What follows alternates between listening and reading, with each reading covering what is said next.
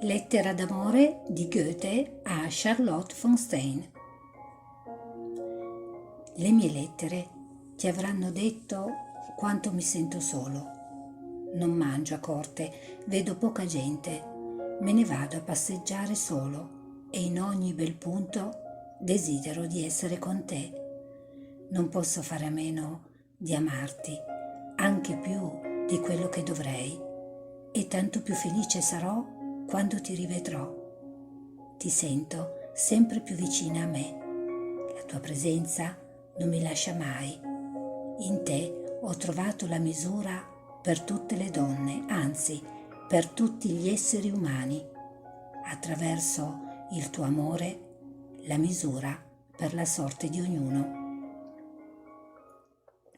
Non è che esso mi offuschi il resto del mondo, anzi, direi piuttosto che me lo schiarisce tutto quanto e mi rende possibile di vedere nettamente come sono gli uomini, cosa pensano, cosa desiderano, cosa fanno e godono.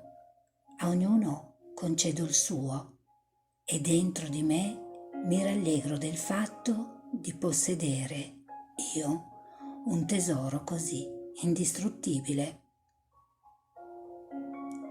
A te succede nella tua economia domestica quel che talora succede a me negli affari.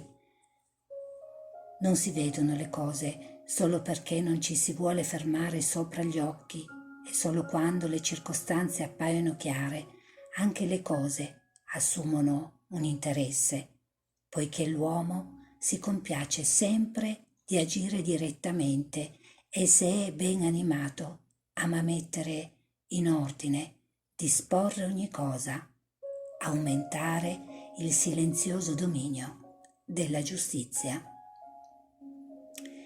Penso di portare con me Velmar, il cranio dell'elefante. Fritz è buono e contento, senza che se ne accorga, viene introdotto nel mondo e senza saperlo impara a conoscerlo. Tutto lo diverte. Ieri gli feci leggere le suppliche e poi me le feci riferire. Moriva dalle risa e non riusciva a credere che ci fosse gente in così cattive condizioni, come appariva da quelle lettere. Amore mio, addio, 1000 volte amata.